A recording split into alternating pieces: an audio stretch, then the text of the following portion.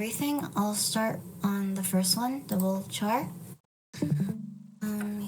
Just a second. So right here is the problem is given a string, return a string where for every char in the original there are 2 chars. And if you forgot, char means like character. So just a second real quick. I need to change something.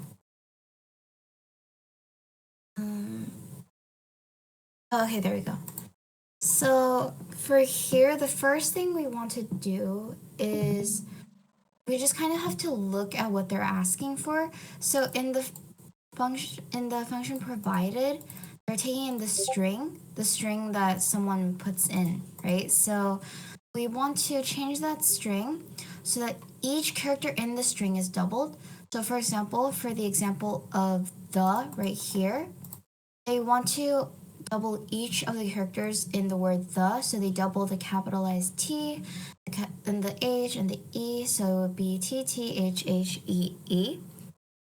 So when you're trying to change a string, you can't actually change just like if you just make a completely new string.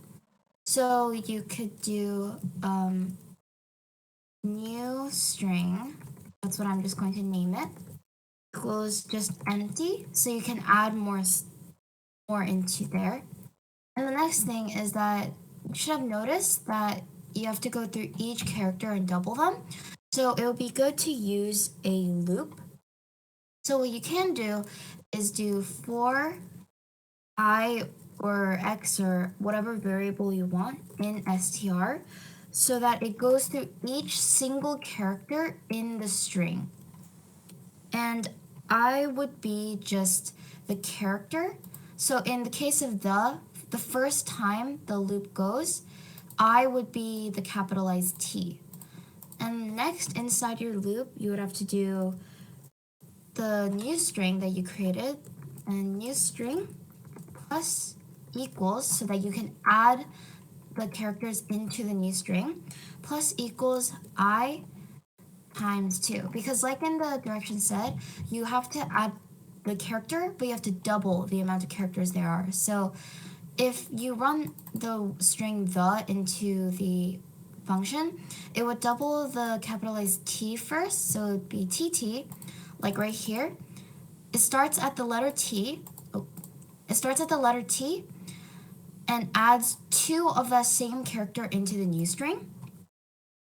And now it should be pretty much done because it will go through each character in the string and add 2 of each character into the new string. So if you do return new string and go for it. Yep, there you go. So I'm not sure if I explained that well, but yeah, here. I'll wait until, should I wait?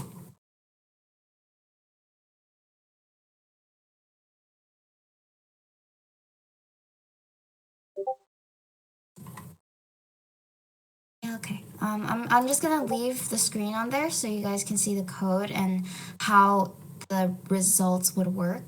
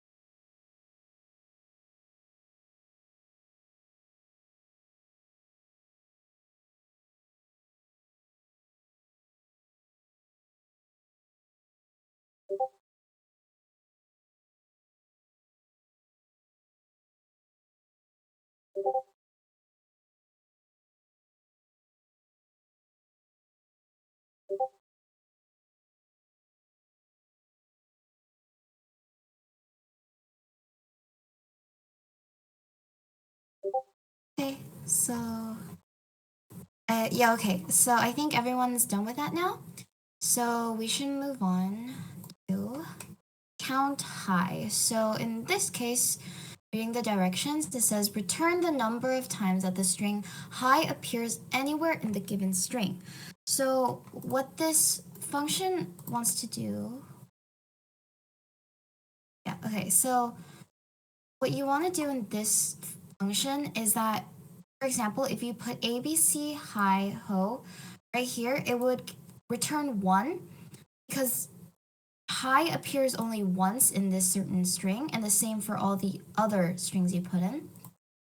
So just like the last problem, a string is put into the function. So for here, you would have to create a new integer, for example, like count equals 0, so that you can put how many times high appears in the string and store them into count. And next, it would be easier to put the length of the string itself inside a new string. So a new integer. So for example, it will be length equals len str, which is getting the length of the string. And you would also have to put -1, because if you want to go through each character in the string, you need to subtract 1 from the length, because for example, if it's this A is 0 and then the B is 1, 2, and it keeps going like that, but at the end the length number would be this quotation mark, but you don't want that. You want to go right here, the end of the string, the O, which is -1 of the length. And next, just like before, you need to use a loop. So it'd be for I in range of length, because you want to go through each character in the string. And that's why we created length, so that we could go through each character inside the string by number. And we would have to create S, or hold on, S equals str, which is the string that's given, I plus 2. Because what we're looking for is high in the string, and high is 2 characters. So what this thing does is that it takes the two characters that are in I, and hold on, how do I explain this? Yeah, so for example, if you're going in ABC, this one, it will start at A, and then this stores A and B inside of S, because it takes the first character and the next character. And the next thing you have to do is check if the characters equal high. So you would have to create an if statement and do if S equals high. You would have to add 1 to count, because that means that there's 1 high in the whole string. So it would be count equals count plus 1. So what this function does is it goes through each 2 characters inside of the string, and it checks if it's high, and if it is high, it adds 1 to the count, which is what we're going to return. So at the end, you should return count, so that it returns the number of times high appears in the string. And yep, it works. And I'll just leave it here on the screen for now.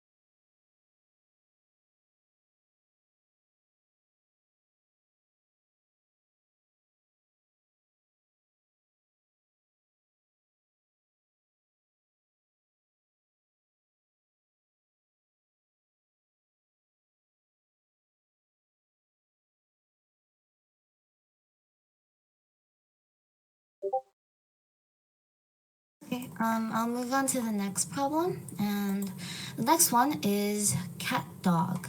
So the question is return true if the string cat and dog appear the same number of times in the given string.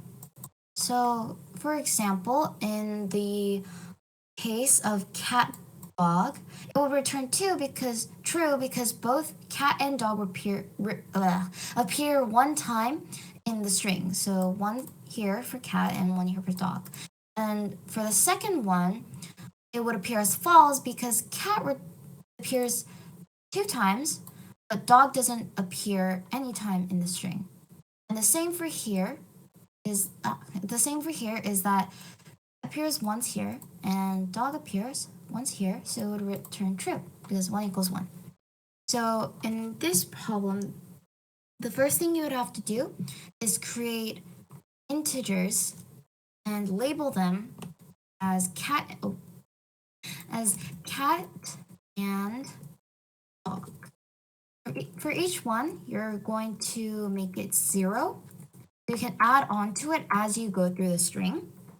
So the cat integer would count the number of times cat appears in the string, and the dog integer would count how many times dog appears in the string.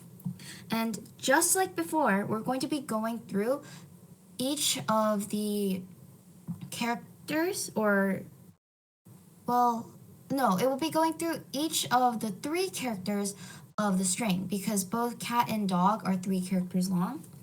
So you would put a for loop again for I in range, and you have to pick a number that doesn't go out of bounds of the string. So the best thing to do is get the length of the string, which is len str, and subtract 2 from it because then it would only go up to for example, for cat dog, it would only go up to the D in dog, and check the 3 letters, including the D, and it wouldn't check 0, G, and then the next one because it would go out of bounds. And then you would have to check if it equals cat or dog. So if str, just like before, we have to check if a certain string is inside str. So if str I plus 3, so it's checking those 3 characters, equals cat.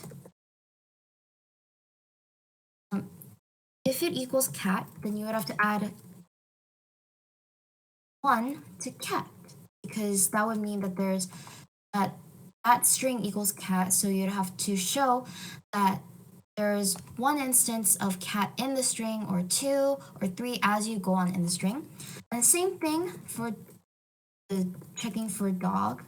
You check for the same number of letters in the string because they're both the same size, and check if it equals dog, and if it does, you would add 1 to the dog integer. And at the end of that, since we've checked fully through the whole string, you would return cat equals dog. Because if cat equals 1 and dog equals 1, like in the string cat dog, then it should return true because 1 equals 1, and that's true. But if it's cat cat and the number of times cat appears in the string is 2 and the number of times dog appears in the string is 0, 2 equals 0 isn't true, so it would return false, and that should work. Yep, that works. And I'll just leave it on the screen for a little bit.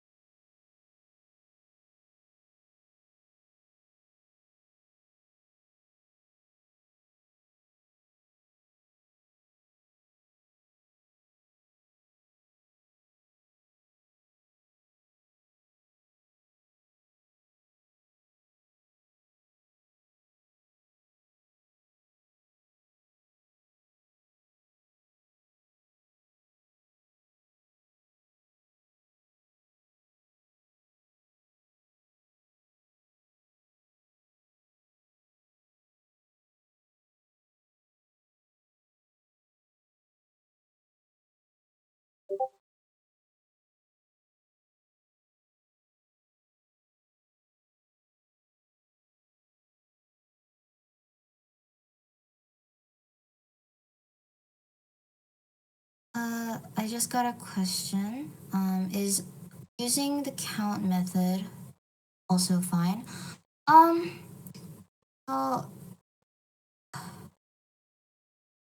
I guess, but I mean, if it works, then it's fine. But if it doesn't, there's definitely a problem.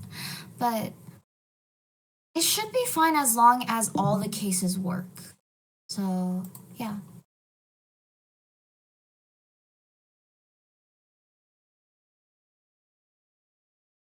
Just saying, the code that I wrote isn't like the only correct answers. There's probably many different ways to actually solve the problem. This is just my way of doing it, but if you put something different from here, but it still showed up as all correct when you run the code, then it's fine. Then you did it correct.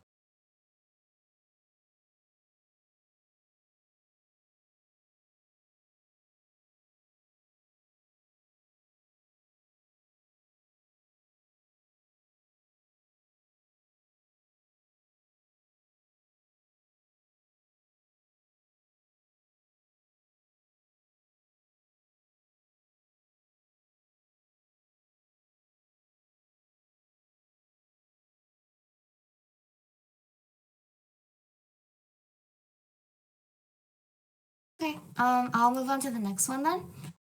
Next one is count code. I think this one was the one that some people were having trouble on, I think. Yeah. So let's read the question first. Return the number of times that the string code appears anywhere in the given string. We'll accept any letter for the D, so cope and co count. So I see why this might be hard actually. Count code for AAACODE it would return 1 because there's only one instance where code appears, and that's right here. For the second instance, it says code XX code, and it returns 2 because there's two instances where the word code appears in the string. Like, right, this is the second one. And the third one is the one that's kind of interesting because instead of the word code coming up, it says codes XX cope, but it still returns 2 because, like the problem said, code can appear with a different letter than D right here. So instead of code, it could be coes, cope, or co, like right here. So that would be pretty complicating. It would be easier if it's just the word code, but you have to check for every single kind of word that starts with co and ends with an E. And I'll show you how you can do this. So first of all, just like we have for every single counting problem, we have to create an integer. And like always, I'm going to name it count and start it off as 0 so we can add on to it as we go. And again, just like we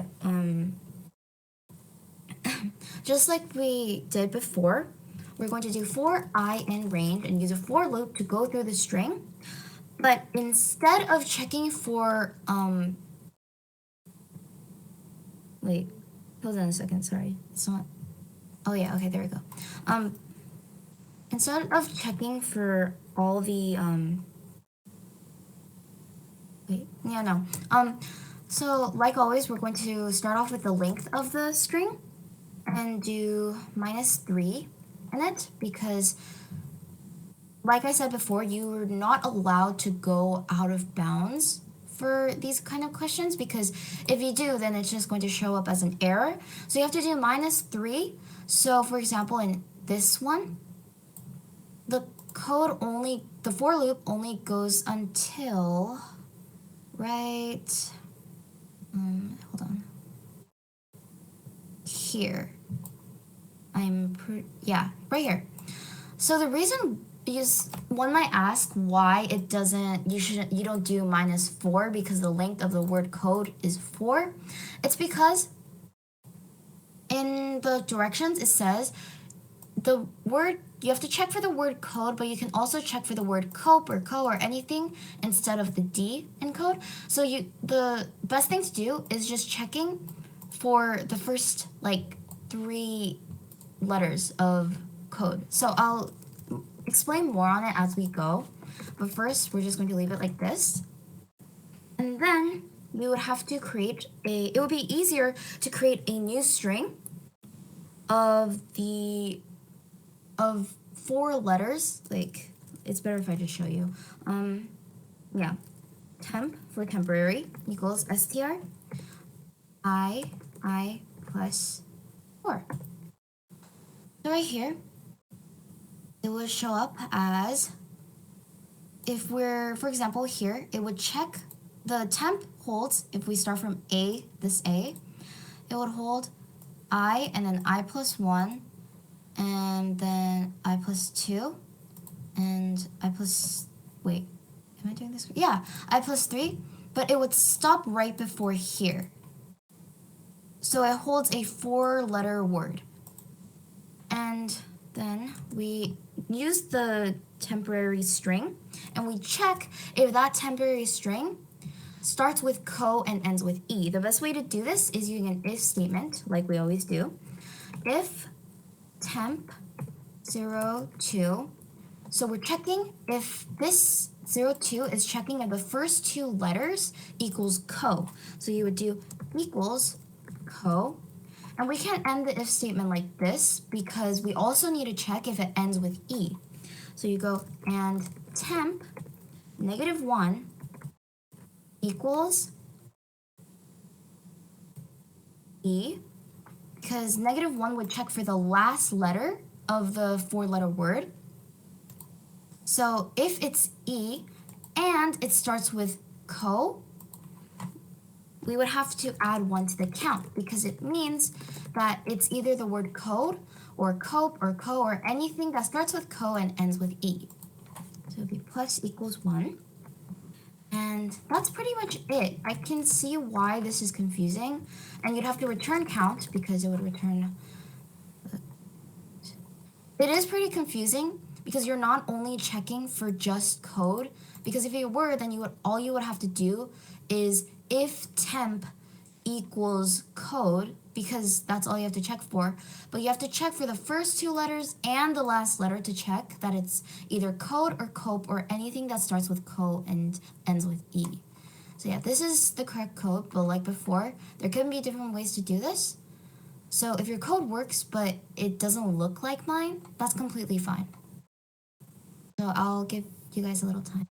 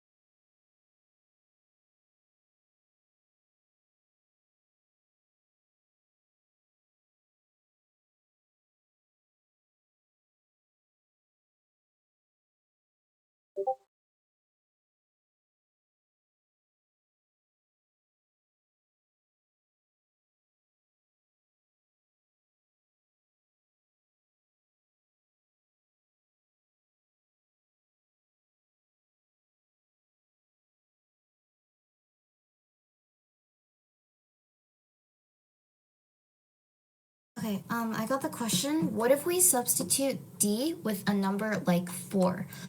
So that is actually a really interesting question because it does say we'll accept any letter for the D, but in the actual test cases that are run, there isn't a number that is substituted for D. However, if you use this code, the code that I wrote, a number substituted with D, so for example, 4, it would still work, but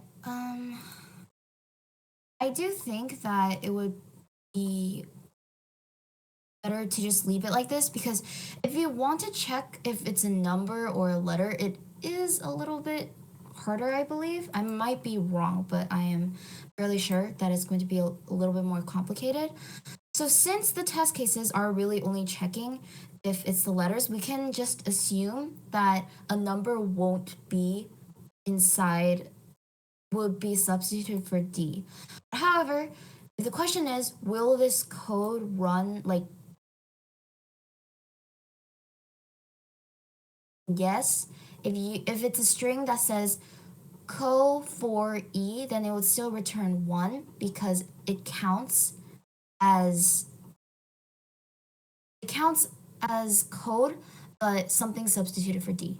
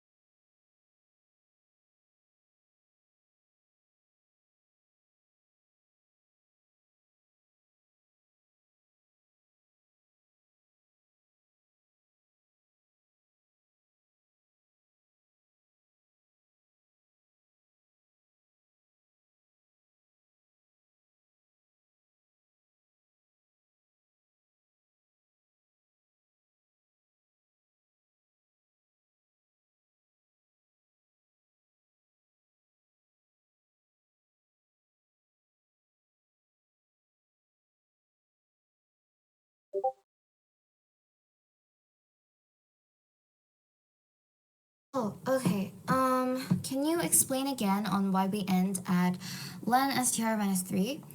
I'm gonna guess you're asking about the range of the for loop. So when you're running through a string and you're checking for a certain word, yeah, for in this case, it'll be code. Code is a 4-letter word.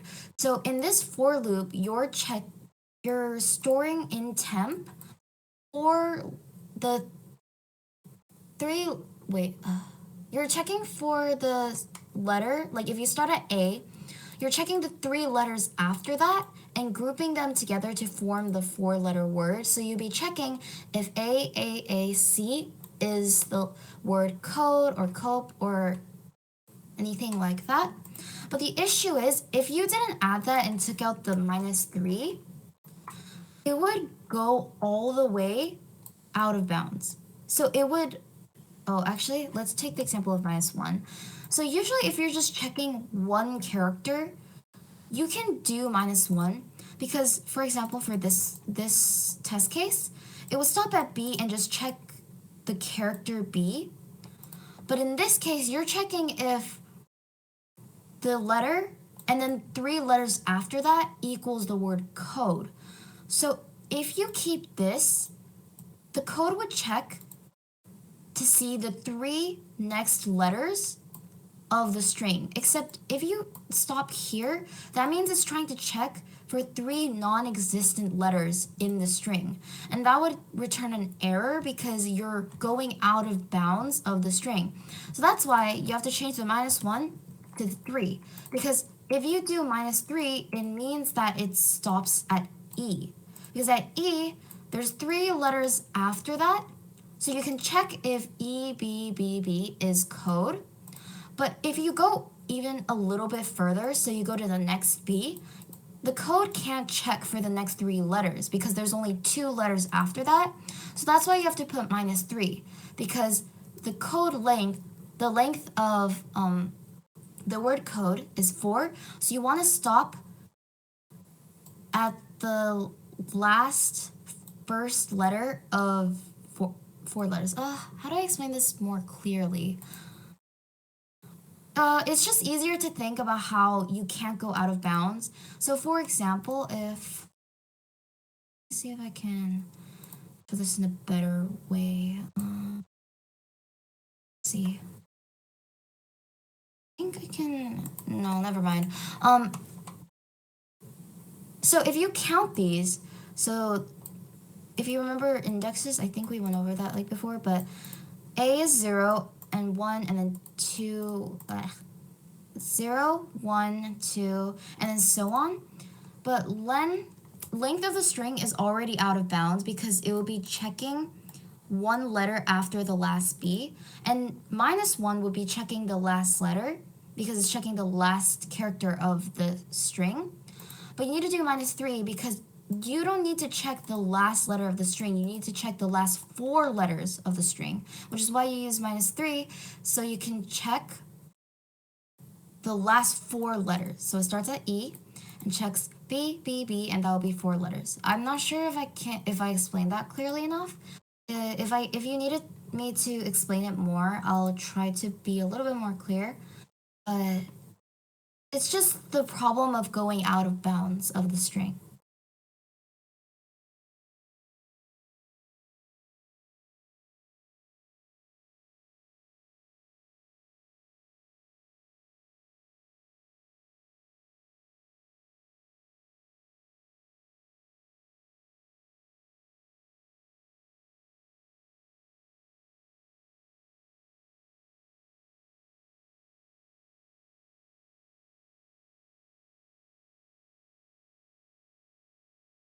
All right, I heard that you guys can continue, so I'm going to move on to the next problem.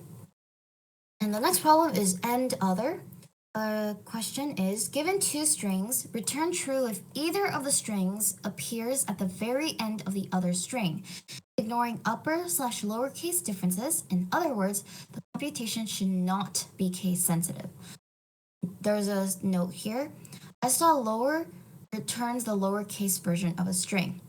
So this question shouldn't be that hard, especially because the note gives you the method to use in this code. So the important thing to remember is that they said that it shouldn't be case sensitive. So the example of the first test case given, hi ABC and ABC.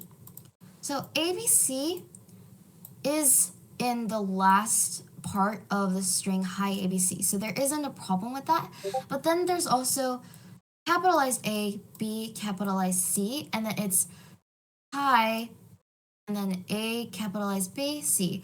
So if we don't use the method given s.lower, it will return false because it doesn't see that ABC is the same as ABC. They only see the capitalized and lowercase and capitalized versions of it. So this and this, when the computer compares it, it will return false when comparing it because they don't see the capitalized A and lowercase a as the same thing. And wait, hold on a second. Okay. So in this case, what we have to do is just like all the other string problems we've done, we have to go through each part of the string. And here. So in the function, this time it's inputting 2 strings, A and B, so we have to compare them. First thing we have to do, just like the question says, we have to make sure that all of the strings being compared, computer should ignore upper or lowercase differences. So best thing you should do is A, change the string A to the complete lowercase version of A. So if A is hi ABC, it would change this to be lowercase h I ABC. So you would have to do A dot lower, A dot lower, just like the method given in the note. And same thing for B, B dot lower. And the thing is that you don't actually have to use a for loop for this because there's a method you can use to compare the ends of the strings, and it's called dot ends with. So all you have to do is return A dot ends with B or B dot ends with A. Because we don't have to use and for here, because both don't have to end with each other, because it says true if either of the strings appears at the very end of the other string. So this should be it, because you don't have to use the for loop because the ends with method already checks the ends of the strings given, and they compare these A and B, and it would return true or false depending on whether they end with each other. So running it, yep, it is true. True, false, perfectly correct. And that's pretty much all you have to do. So there's a lot of shortcuts you can take for this question, and that's why I like it. And I'll leave it up once again.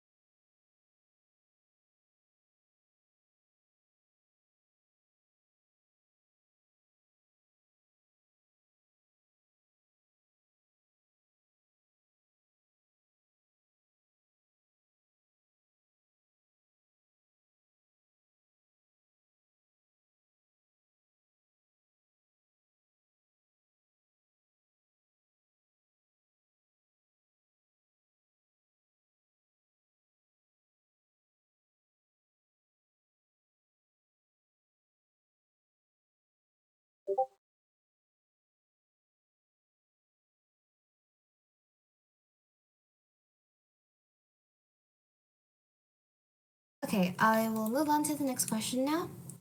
And pretty sure, yep, this is the last question. I'm sorry this is taking so long. There's a lot to go over. Let's read the question. Return true if the given string contains an appearance of XYZ, where the XYZ is not directly preceded by a period. So before we continue, I'm gonna say that this means XYZ, right before it can't be a period. So right here it says, so XYZ counts, but X dot XYZ does not, because there's a period that appears right before the XYZ. And the test cases show exactly the same. ABC XYZ is true because XYZ does appear in here, but in the next test case, it says ABC dot XYZ, and it returns false because XYZ is preceded by a period. But in the third test case, it says XYZ dot ABC, and this is okay because the period doesn't appear before the X, but rather after the Z. So this should return true. This is, I think, one of the more complicated ones because there's a few things you actually have to check. And that is, the first thing you have to check is that the string is longer or equals 3 characters. Because if it was, for example, if the string is AB, like str equals AB, then we can't check if there's XYZ because XYZ is a 3-character string and the given string is only 2 characters. So what we can do is create an if statement and do if length of str, our given string, is less than 3, then we should return false automatically because there's no way it can contain XYZ. And the next thing you should check is that if str03, which is the first 3 letters, equals XYZ, we should return true automatically because when we actually do create a for loop, we would have to check if there's a period in front of the XYZ. Except if XYZ appears in the first 3 letters, like the third test case, we can't check if there's a period right before it because it goes out of bounds. So automatically right here, if XYZ appears in the first 3 letters, it should automatically return true and not check for the period. But if both of these if statements don't return, which means that the string is more than or is greater than or equal to 3 characters, and XYZ doesn't appear in the first 3 characters, we should run through our for loop. And that would go like for I in range 1 length of str. Now, the reason why this looks different is because usually we've only had to put one thing inside the range. And usually it will be length of str minus 1 or length of str minus 3. But the reason why we have the 1 here is because we already check if XYZ appears in the first 3 characters. So now we don't have to check that. All we have to do is check from the second character, which is 1, because it goes 0, 1, 2, 3. So, for example, in the first test case, since it already checks if XYZ is in the first 3 letters and it's not there, it would move on to BCX and check if it's XYZ. And then we have 2. Wait, sorry, just a second. Oh, yeah, okay. Sorry, let me fix this real quick. I think this isn't... yeah, no, this isn't, yeah. And right here, I forgot to add this. I made mistakes too. You would have to do -2. Yeah, -2. Yeah, -2. Because like before, just like the problem we did like for count code, we have to check it so that it doesn't go out of bounds. So for example, for here, it would go from A, B, C, and stop at X, because we don't want to check for Y, Z, and the next character because it's only 2 characters and you can't check for 3. So it would go from 1, from the second character, just up till the 3rd character from the end. So for here, it would go from B to C to X. And right, I think... actually, I might be wrong, but I'm pretty sure this is how you do it. And then you would have to create a temporary string, just like we did before. And temp would equal string is I plus 3. So that would contain the 3 letters. So if the I is the index of B, then it would check for BCX, and temp equals BCX. Next thing we have to do is create another string variable, and let's just name that C for character. And we would have to check the character right before the 3 letters we're checking. So if temp equals BCX, we have to check for the character right before that, so A. And this is so that we can check if it's a period or not, because if it's period, like the question says, you have to return false and not true. So C would equal str I minus 1 I. So check the character right before the 3 letters. And then you would have to do if temp equals XYZ. So check if the 3 letters is XYZ. And C does not equal a period, then you should return true. And otherwise, if either of these statements are true, if temp doesn't equal XYZ, or the character right before it is a period, then it would have to automatically return false. And I'm pretty sure this should work. Yep, this works. So if there's any questions, go ahead and ask. I do want to say that this problem is a bit more complicated than the other problems that were in string 2, because you have to check for a lot more things, including the length of the string, how long it is, and you have to check that 2 times that it doesn't go out of bounds, and so it's a little longer than the other problems, but otherwise, using this code, it should be fine. So I'll leave it up for a little bit.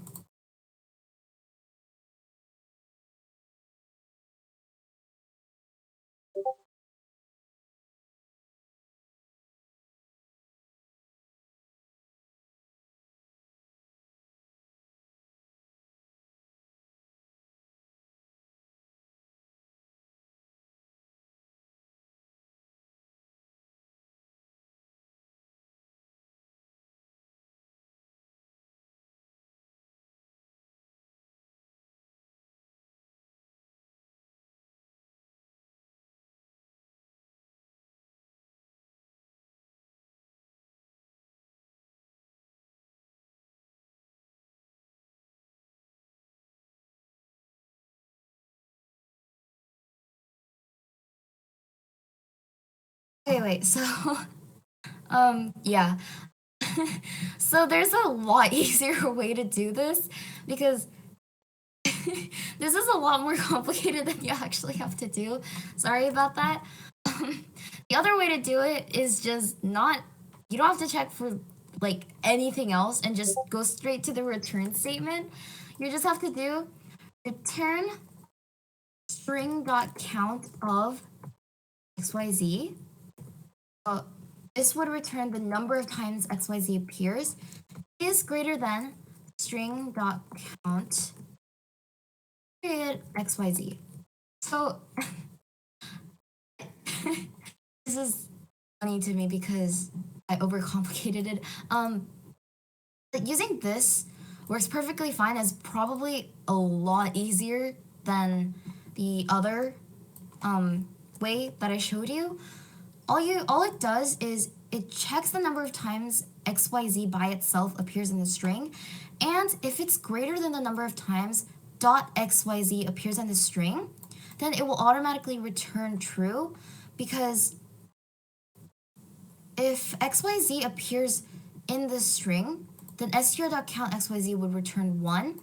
And if dot xyz appears in the string, then it will return 0, which means 1 is greater than 0, and it would return true. And if it works the other way and xyz doesn't appear and instead dot xyz appears, then it would return false because 0 is not greater than 1. Yeah, so you can also do this. I think this is the much better way to do it instead of the longer way I showed you.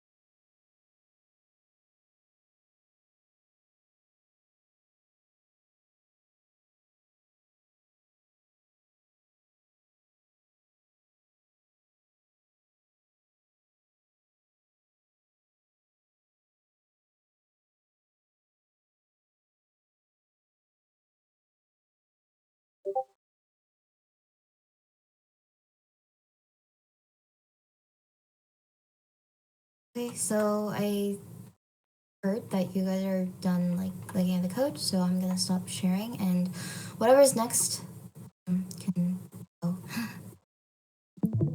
Okay, so I think Davin can go over the list 2 coding part now.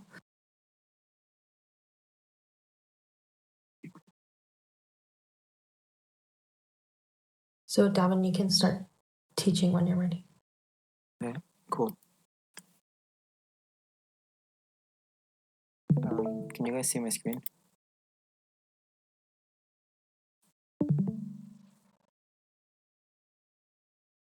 People see my screen? Yeah. Okay, cool. Okay, so I'll do go over the coding that list 2 problems. So I'll start with list 2 count evens. So the problem statement says, turn the number of even integers in the given array. Note that the modulo mod operator computes the remainder. For example, 5 mod 2 is 1. So just to begin, let's just go over the sample cases. So in the first example, we're given the list 2, 1, 2, 3, 4. And so there's 3 even numbers, right? 2, 2, and 4. So our output is 3. Similarly here, we have 2, 2, 0. All of these are even integers, so we output 3 again. And then finally, we get 1, 3, 5. And all of these are odd integers, so our output is 0. Okay, cool. I think the solution to this problem is pretty self-explanatory. So you can just go through every integer in the list, check if they're even, and then count them up. So we'll create a count variable called CNT. And so in the beginning, we'll just have that at 0. And then we'll go over every single num in nums. And then if num mod 2 equals 0, then we know it's even, because even numbers are all multiples of 2. So if you divide by 2 and the remainder is 0, that means you're a multiple of 2, which means you're even. So if num mod 2 is equal to 0, then we can do CNT plus equals 1. So we're just adding to our counter whenever we have an even integer. And then otherwise, we know it's an odd integer, so it doesn't matter. And so for our final output, we just want to return CNT, which counted how many even integers we had. Yeah, so that was our first problem. I'll wait for you guys to. Do I look at Discord? I'll go on my phone.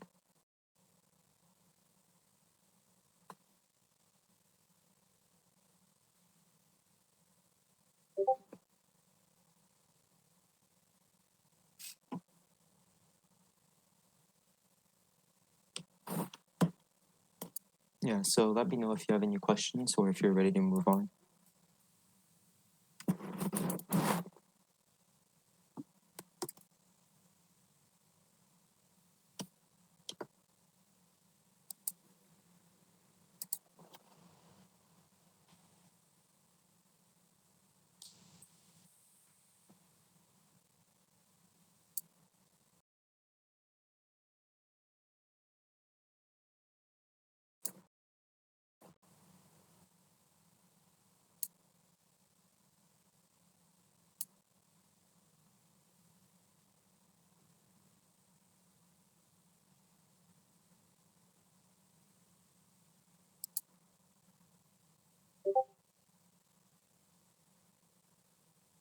Okay, cool.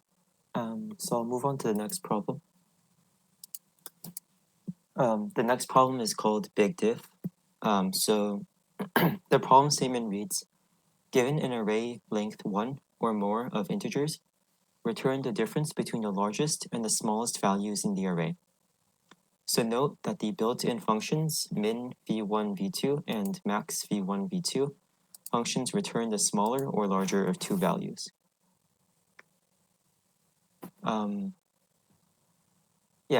So let's go over the sample cases again. So in the first example, we're given an array that has the numbers 10, 3, 5, and 6. And so the biggest number in this array is 10, and the smallest value is 3. So 10 minus 3 is 7. In the next example, we have 7, 2, 10, 9. Again, the biggest value is 10. Now the smallest value is 2, and so 10 minus 2 is 8. Finally, again, we have 2, 10, 7, and 2. The biggest number is 10, and the smallest number is 2. So 10 minus 2 is 8. So I think the easiest way, or like the most intuitive way to solve this problem is without actually using the min and max functions. So we have an array of numbers, right? And we want to know the smallest and largest values.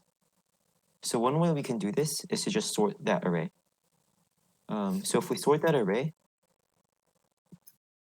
like this, nums equals sorted nums, then we now know that the last value in the array is the greatest value, and the first value is the smallest value. So we can just directly return their difference.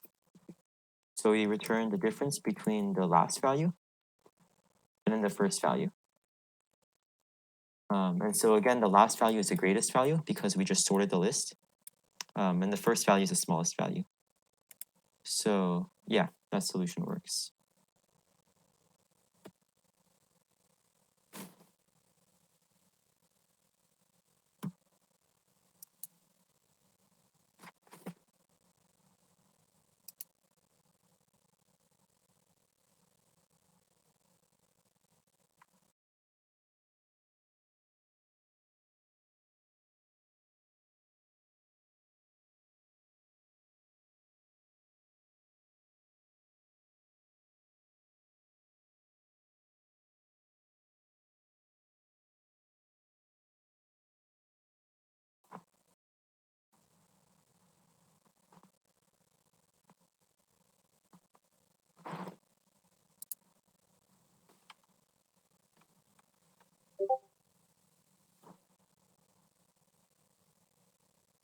I think if you guys want me to slow down and explain each line, I can do that one more time.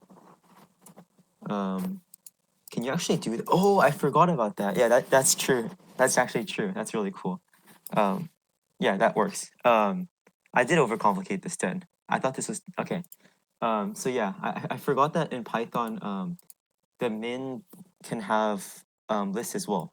So you can actually just do max nums minus min nums. Oh, so that's why the problem statement mentions it. Yeah, that's pretty cool. I forgot that the max and min values parameters can be lists. So yeah, this is a much nicer solution. Yeah, that's pretty cool. So max just returns the biggest value and min returns the smallest value.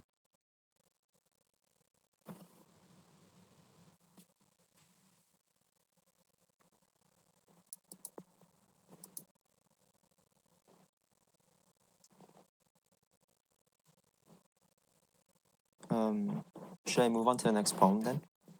It seems like you guys solved it faster than me.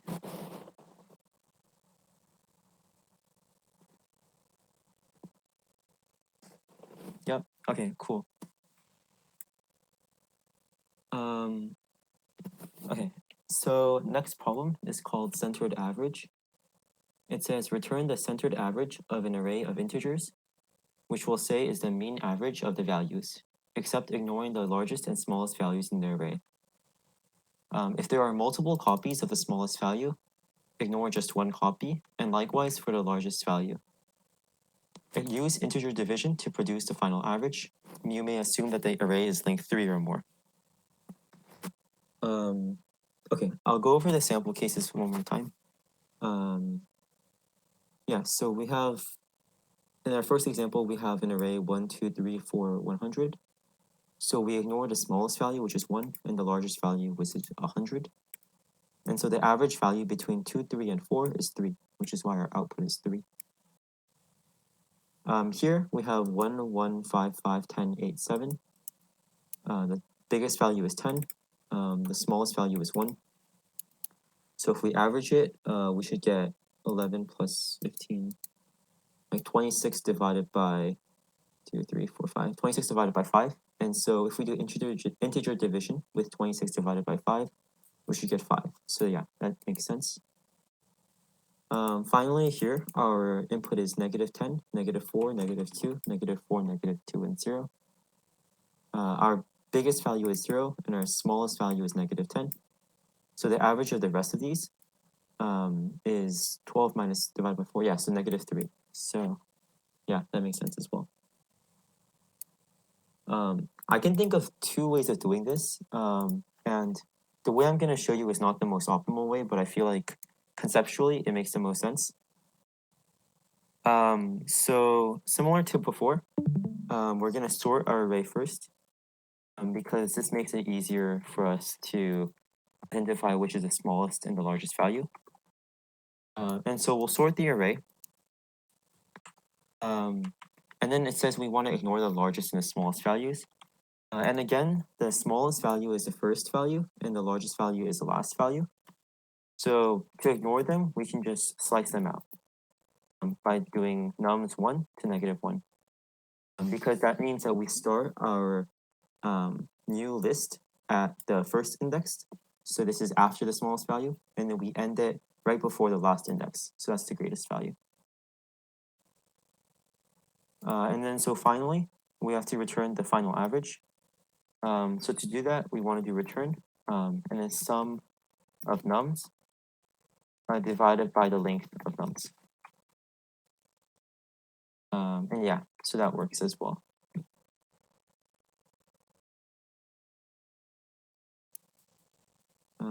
So just like before, we're just going through every single statement in the problem, like sentence in the problem statement.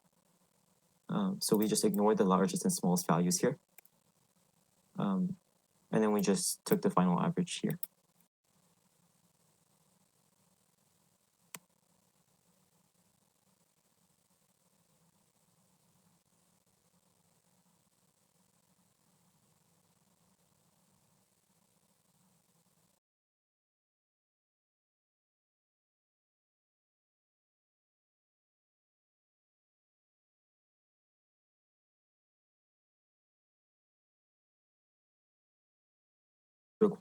questions, I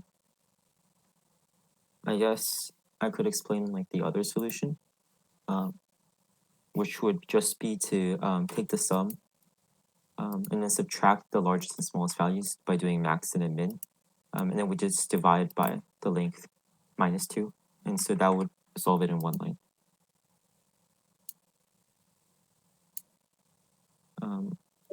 Yeah, so I think just because I feel like that's a theme for today, this would also work.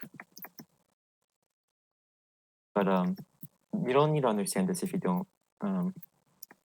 It's probably not optimal in most cases.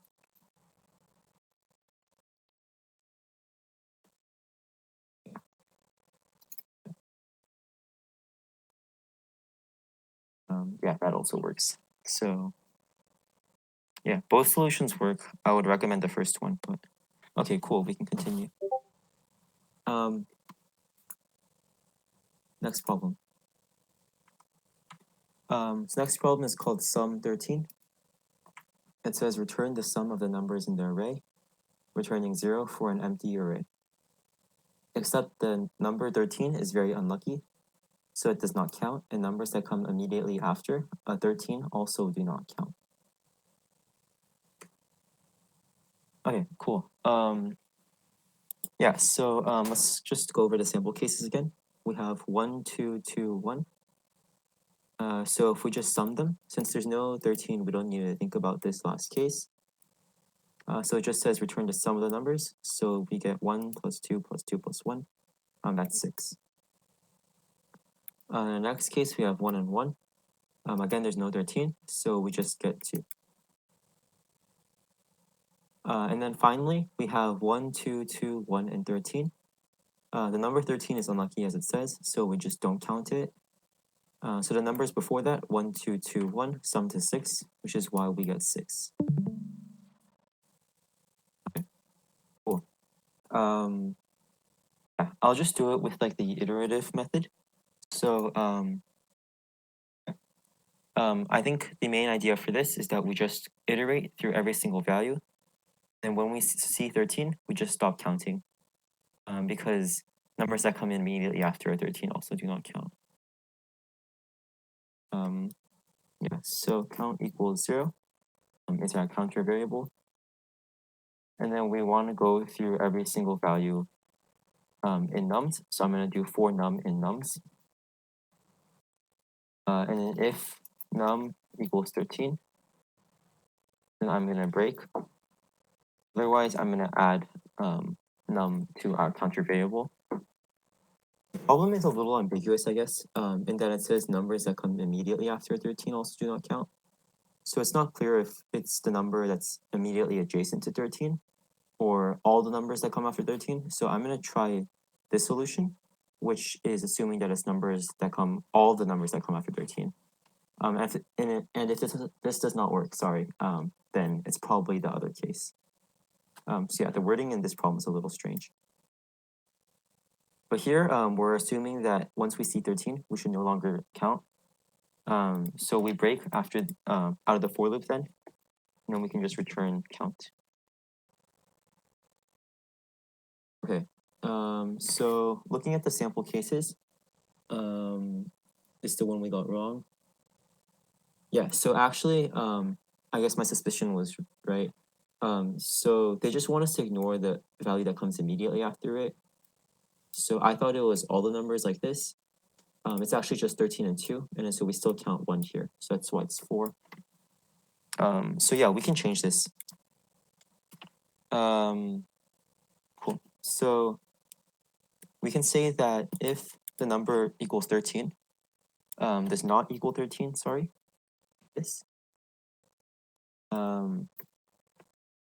And I guess, and the previous number was not 13 as well, then we want to add it to our counter variable. So yeah, I'll break that into subcases. So if the number does not equal 13, then we want to check if the previous number, so yeah, let's just store Okay, let's iterate through it then. In that case, with I, so we'll do for I in range, and then len nums. So this will allow us to look at the previous number. So if I is greater than 0, which means that there was no previous number, or numbers I minus 1, so it's a previous number does not equal 13. And if those cases are held true, and our current number does not equal 13, then we can add it to our counter variable. Yeah, so we have two cases to check, whether or not we are currently at 13, or if,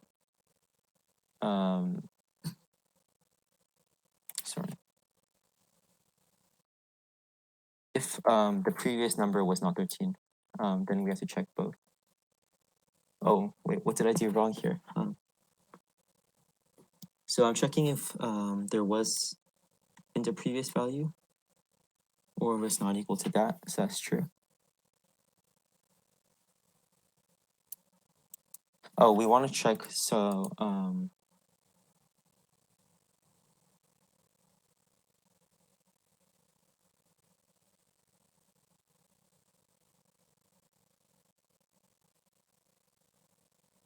oh, plus equals. Yeah, there you go. So yeah, sorry for the convoluted explanation.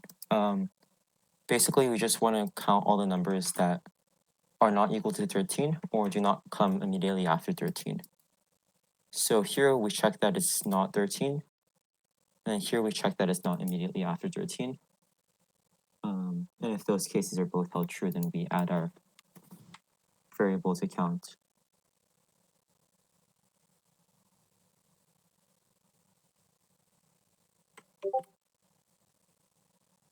Yeah, please let me know if there's any questions.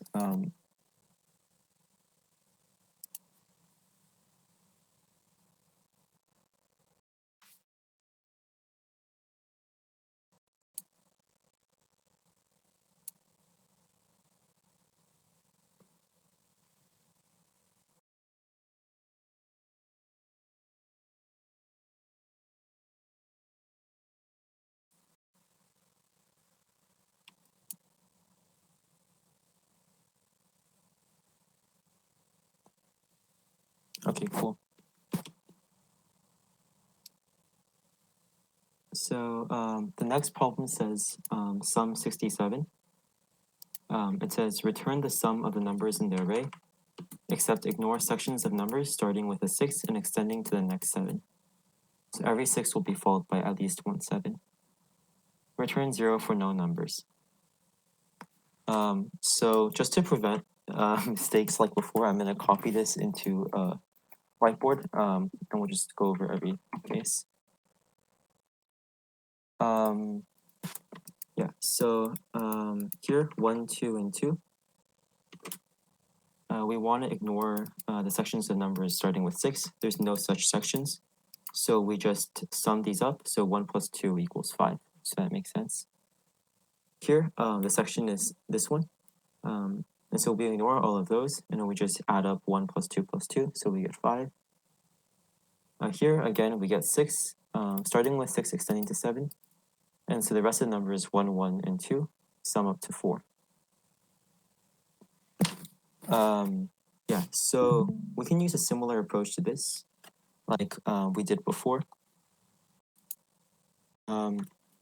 So I guess the only thing we need to make sure that we check for is that once we pass a 6, we want to make flag some kind of Boolean variable until we reach another 7.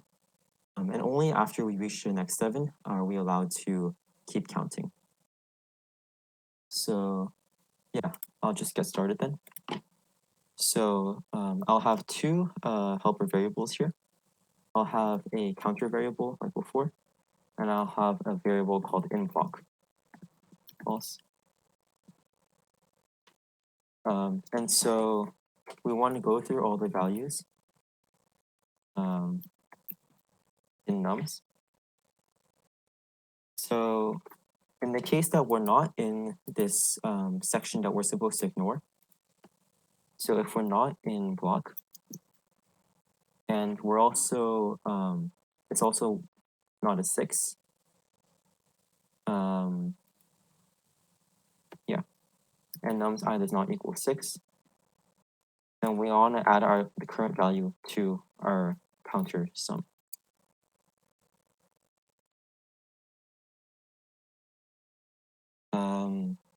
So that's our first case.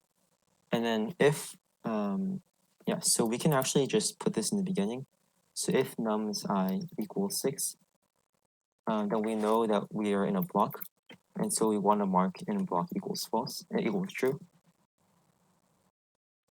If nums I equals 7 and in block equals true,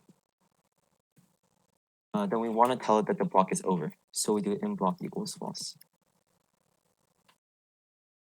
So yeah, these first cases just handle this section part. So if the current value is 6, then we start the block. If it's 7 and the block has already started, then we end the block. And then finally, if we're not in the block at the moment, we just add it to our current counter. And then finally, we can just return count.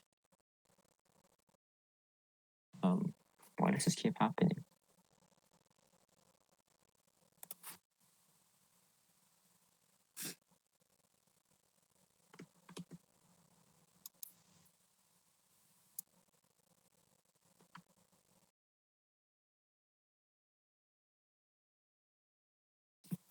Sorry, you'll have to stand by and watch me debug. So in this case, we want to ignore everything that comes after 6. Oh yeah, also we want to ignore the 7, my bad. So we want an elif instead. Because if it is a 7, then the block has just ended. So we won't want to add that to our current. There you go. So yeah, the first case is if we start the block. The next case is if we're ending the block. And then finally, when we're not in the block, we want to add to our counter.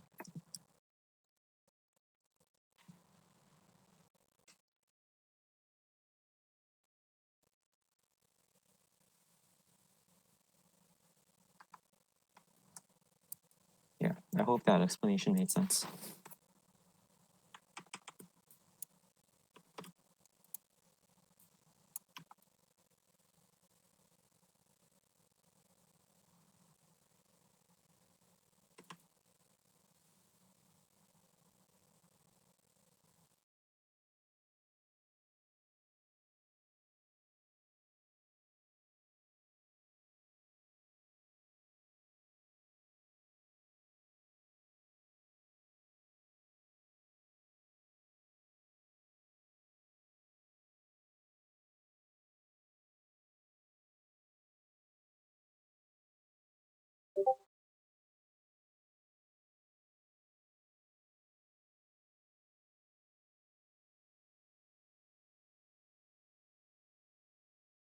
Two,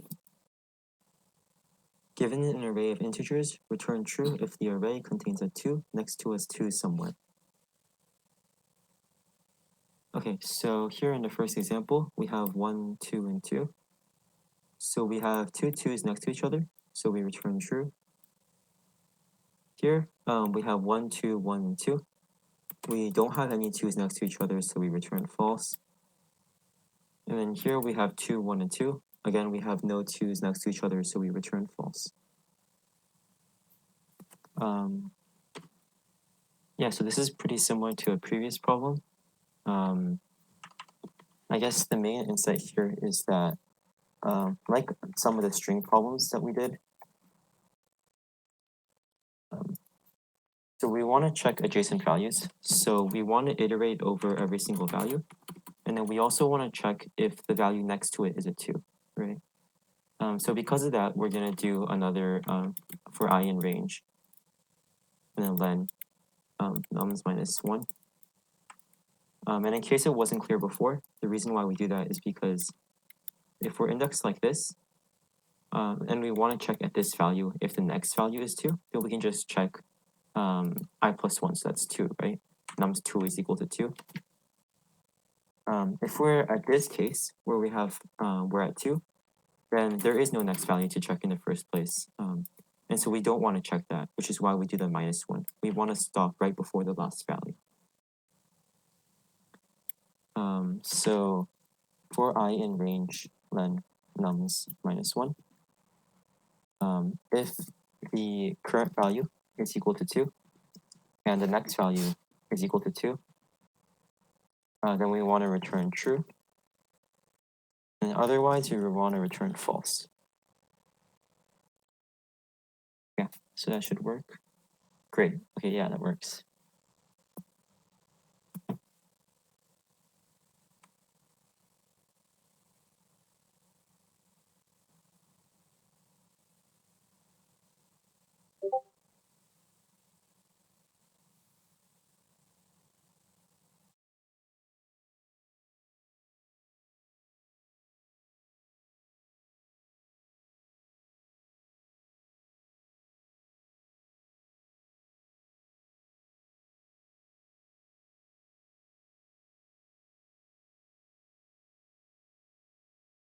No next problem. I guess we're done.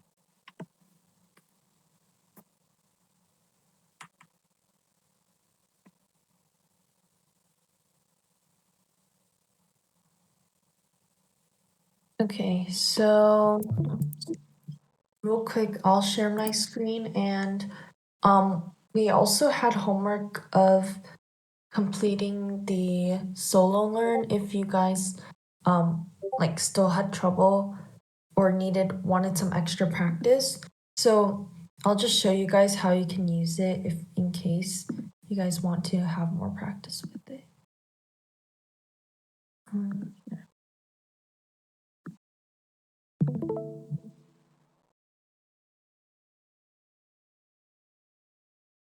Okay, so you can see we have the link in the homework channel, and you can just create an account with your Google account.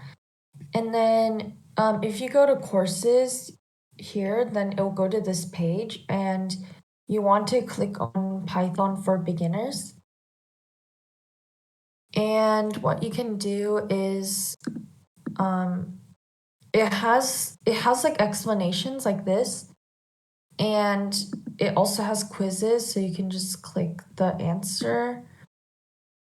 Yeah, it has a lot of explanations.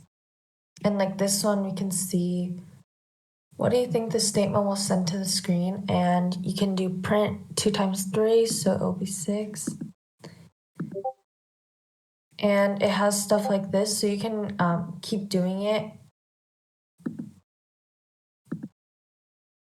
And then it should like unlock the next one, and you guys can complete all these. So this is the basic concept unit, but there's more units like this: strings, variables, control flow, lists, functions. These are all things that we went over together. But if you guys complete it, then here they'll give you a certificate. So yeah, you guys can, if you guys finish it, you can like send a screenshot or something of your certificate. So if you guys want that, you guys can complete this solo learn practice. Yeah, and then next we'll go over the lecture with Hannah. I think we're done with this. When you're ready.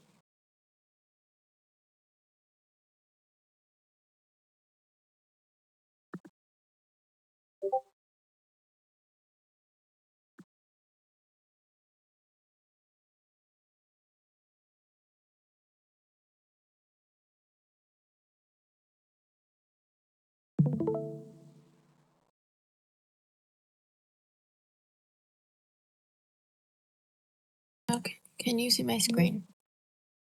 Yeah. Okay. So the next thing we need to go over is Lambda, and basically It's something that we use in math. It's the same as a function. So I'll just go right into the examples because it's easier to explain it through that.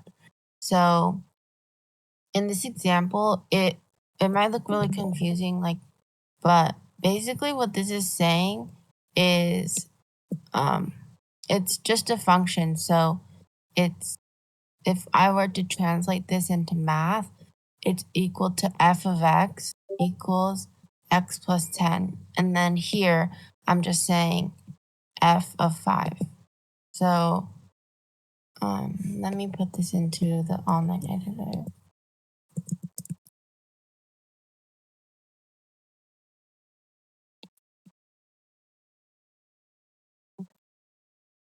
So if I run this, it says 15 because I'm setting up lambda a, which means that my main variable is a, and I want to say a plus 10 because whatever I put for a, I want to add 10 to it. And x is just the function. So if I say print x of 5, that means I want to plug in 5 for a, so that means 5 plus 10, and then I print out 15. So you can switch up the variables, like if I make this f and x,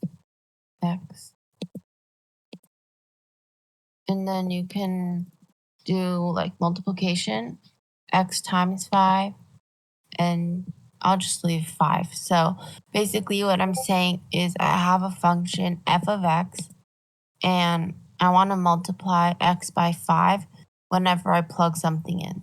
So yeah, you can see that it does 5, which is what I plugged in, times 5 to get 25. And you can do multiple operations, like I can do x times 5 plus 1, and you should get 26. So even if you combine several of them, it should still work.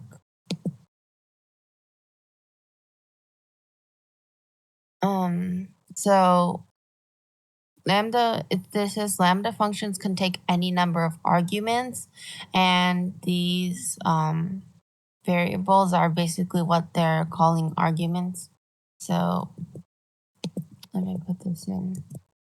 In this example, you can see that they're using A and B.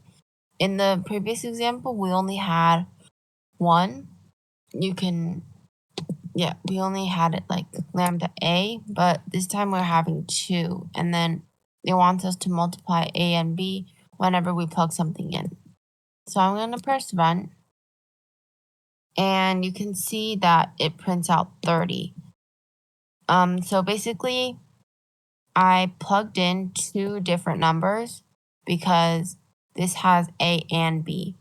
So those 2 numbers are going to be multiplied. And I can change the values.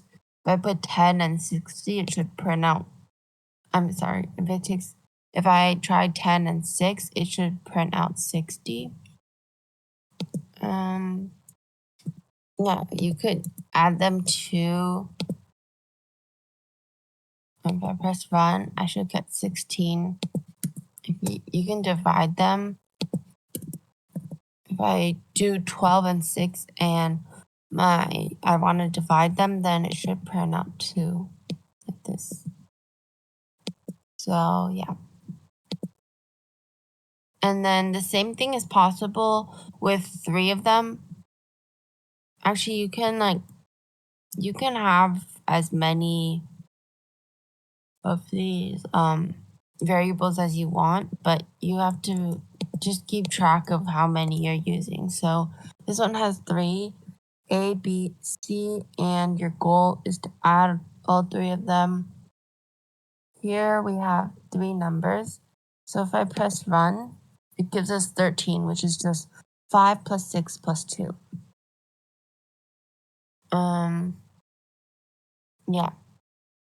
So you can play around with you can like combine different operations. So I can do like A times B plus C, and then that should be 5 times 6 plus 2.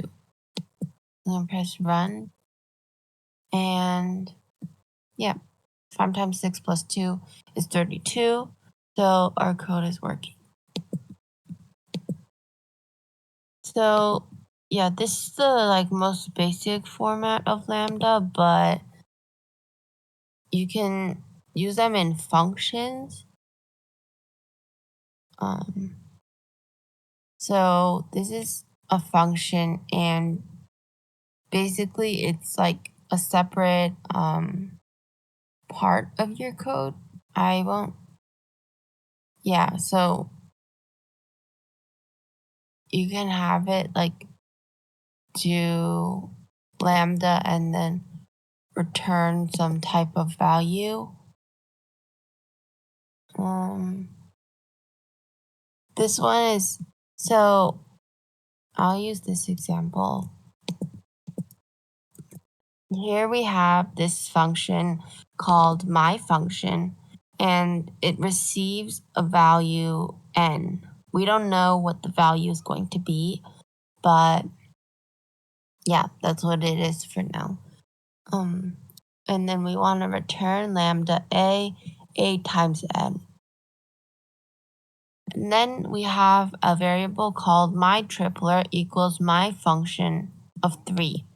So when we say myFunction of 3, that means we call this function and we're plugging 3 into n.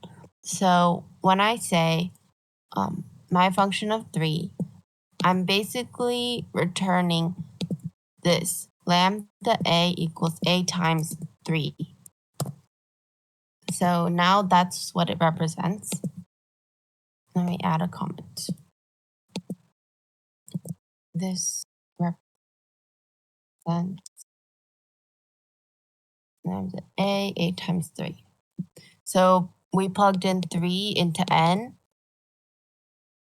And then if you were to print myTripler of 11, that's just saying we're multiplying 11 by 3, because myTripler represents lambda a times 3.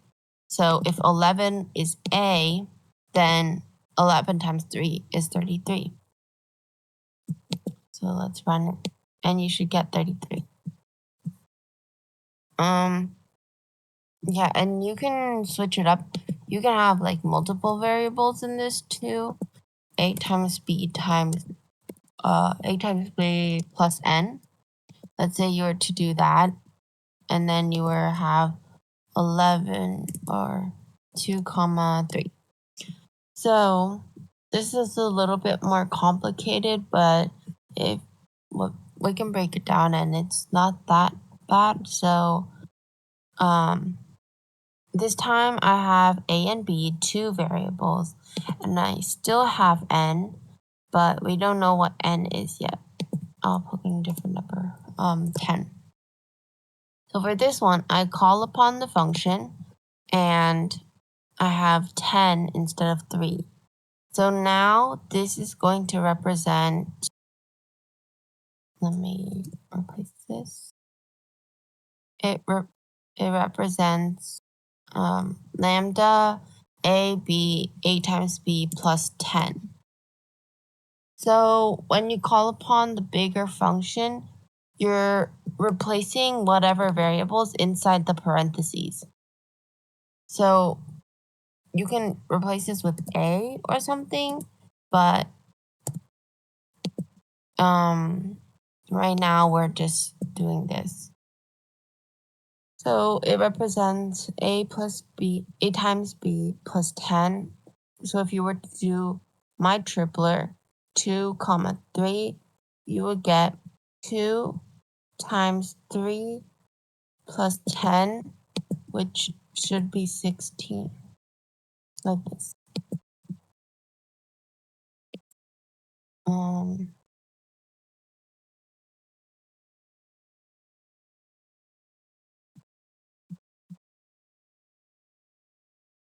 Okay, And this is an example where they're calling upon this function twice.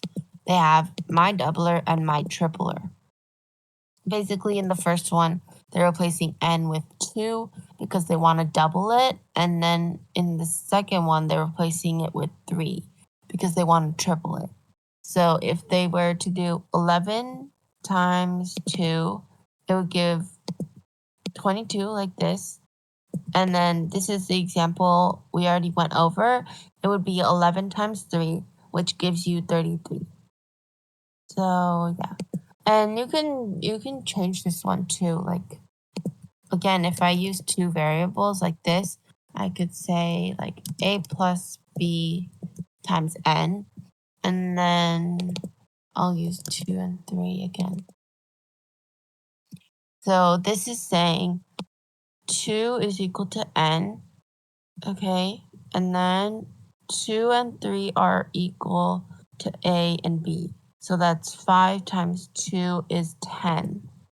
And then this one has 3 for n and 2 and 3 for a and b. So that would be 15. And we press run, you should get 10 and 15.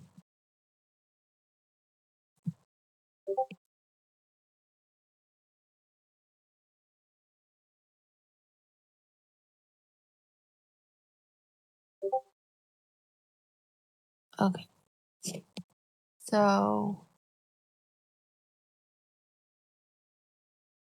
now we're going to do Python classes. If you guys have questions about Lambda, please put them in the chat, but I'm going to move on for now. So Python classes and objects. So Python uses objects. It's an object-oriented programming language. It's basically like an outline, I guess. So let's go over classes first. Classes are just like a section of your code. It's where you, let me, okay. So for example, my class is the name of the class. And then inside of it, all I have is x equals 5. If I were to say, well, actually, yeah. So here I just made a section of my code called my class, and it just has x equals 5 in it.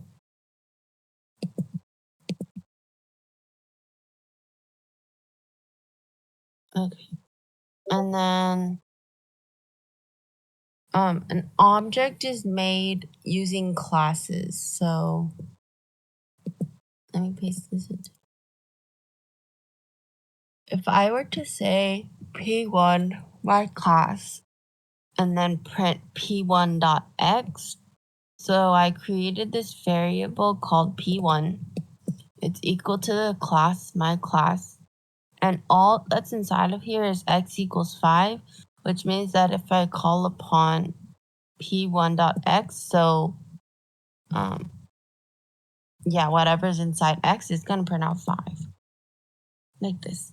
So basically you're accessing your class through this variable.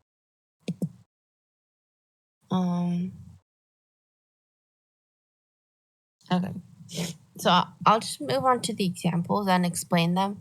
It might be a little confusing right now, but once you see examples, it probably should get easier. So this is an example of when we would use class for something. So here's a class, it's called person. We have init, which is short for initialize, and then we have 3 things: self, name, age. Here there's self.name equals name, self.age equals age. So basically what we're doing here is we're creating a person, and we have their name and their age, and you can access either one. So I created a variable called P1. I can call the variable whatever I want. It doesn't really matter. But what matters is this part. So we have person, and then in these parentheses, instead of leaving them blank, this time I put the name of a person and their age. This is because that's the format we're supposed to put this one in. So if I say p1.name, I can access their name. And if I put p1.age, I can access their age. And I press run. And since I printed them both, you can see it prints out his name, John, and then his age, which is 36. So yeah, you can like change the names and their age. But and yeah, it's still gonna be able to access them. So P1 person1 dot name would be Bob, and then person1 dot age equals 20. And so in this example, we only have two. We have name and age, but in in other cases you can add 3. So like if I wanted to add a height, I could do self dot height equals height, and then I can add their height. Like I don't know, 60. And then if I were to do print p1 dot height and run it, it's now going to print their height as well. So we have their name, age, and height. And yeah, it's really easy to access them. Just make sure, also make sure that when you're creating a class, you need to have an indent. And then when we have this part as well, you need to have another indent. And then anything that's not inside of your class, so this is not supposed to be inside of the class because I'm trying to access it from outside of the class.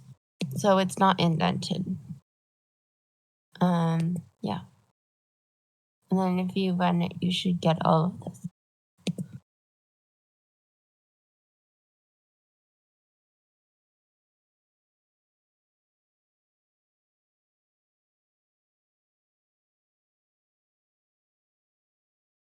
So this program here, basically we are, it's basically called self-executing, which means that this is going to run by itself and do something. So here, this one is the same as what we had last time, but we have a new part of our class. It's called my function, and it prints hello, my name is, plus whatever their name is. So this is also the same as our last example. P1 equals person, John, 36. So his name is John and his age is 36.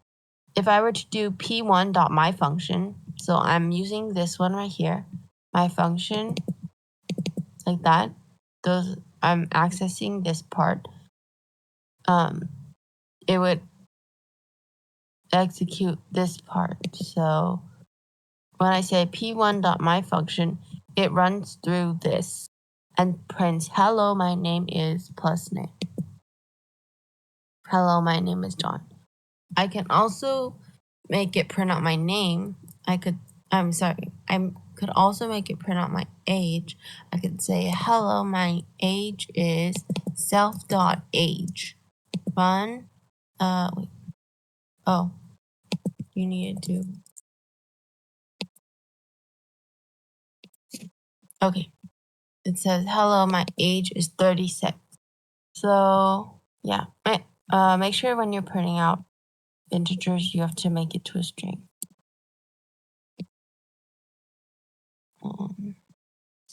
And if I change the name, it should still work. It's gonna print out Bob this time instead of John.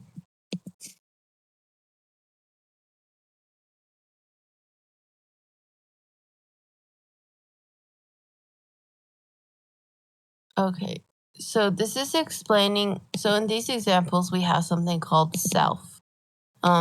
This is basically explaining what it is.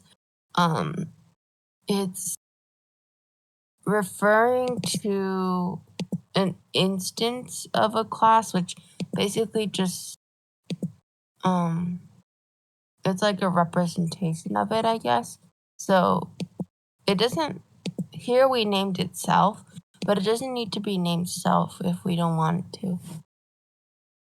So here we instead of using self as the instance, we are naming it my silly object and ABC. So let's try running it. Yeah, it does the exact same thing. Just make sure that the first one is going to be your instance. And here, if you only have an instance, then you don't need to put anything in parentheses when you call it. So this one does the exact same thing as the other one that we just did, but instead of saying self, it says my silly object, and instead of saying self here, it says ABC. So yeah, it does the same thing.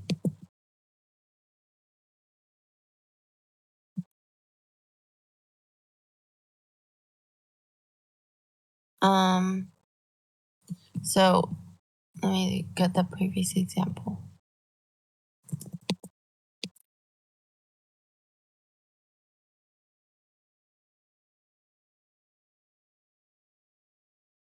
So in this example, all we did is have X in the class, but it's possible to change X if you want to.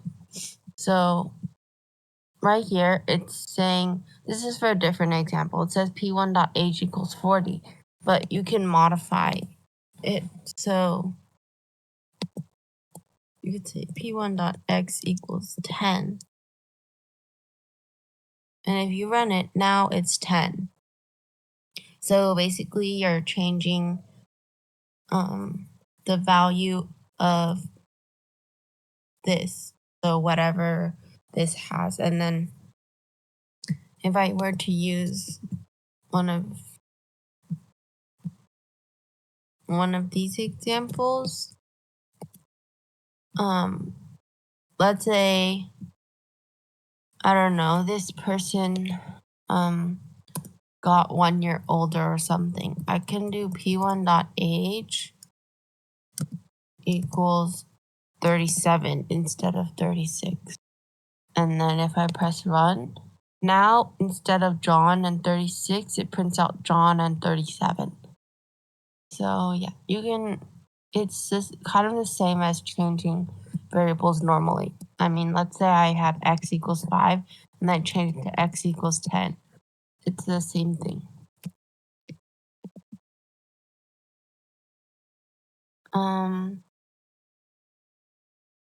You can delete properties. So I can totally delete p1.age. You just have to write del p1.age.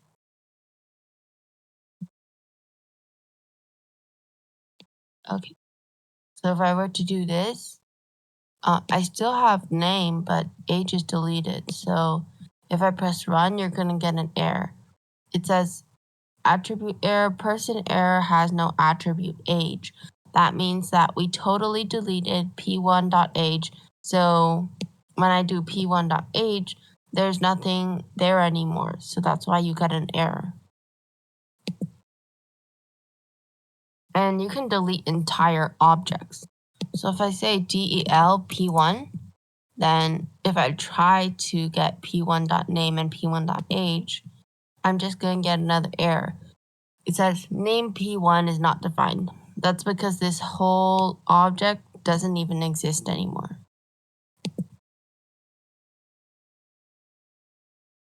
Okay, and then classes, I can't just have it empty like this. You're going to get an error.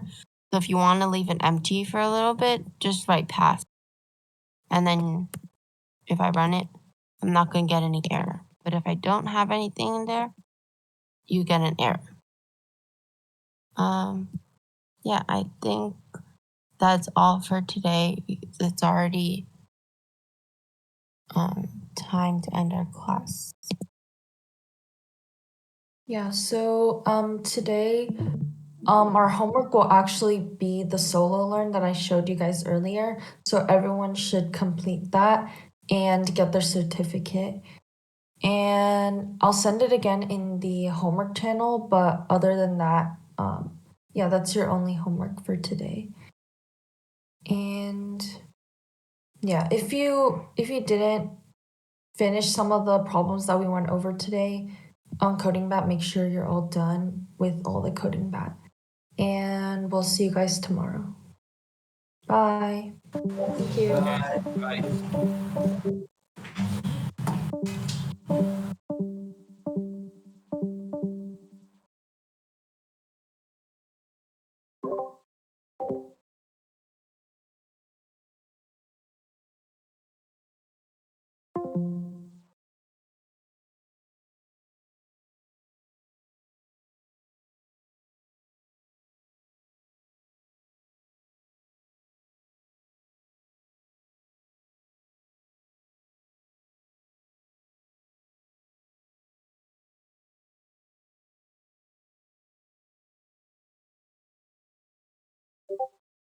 Bye.